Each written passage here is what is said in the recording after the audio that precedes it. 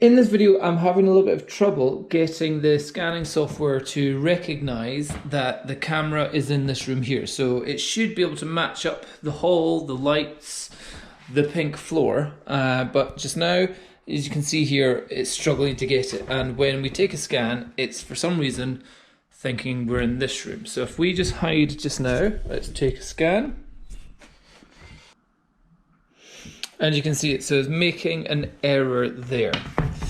Let's see how we can fix it. So if we click on that scan, we can see it clearly should be an orange floor, should be able to see down the hall, but it's in the wrong place. So what we need to do is delete scan, delete, go to the options, go to 360 capture,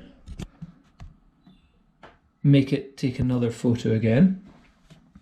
And then what will happen is this will pop up down here. Give it a second. Go down to your photos.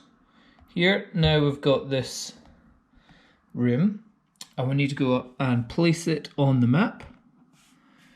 And it usually places it somewhere completely random where you can't actually, for some reason it's way up here. Okay, so you need to sometimes hunt for it. Drag and rotate. So I'm going to be bringing that down somewhere into the room. Zoom in, zoom out, try and get it. It's now behind the button. A little bit frustrating. Here, keep dragging and rotating. And I'm going to put it just there. Rotate it so it should be in the right position, like that. It should be right just on the boundary, so I'll just get it.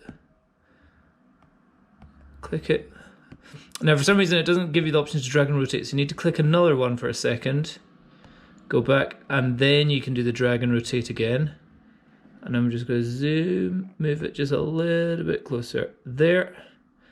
Rotation is absolutely fine. Then again you need to click another scan and then you can come back to it, and there's the option of convert to 3D experimental.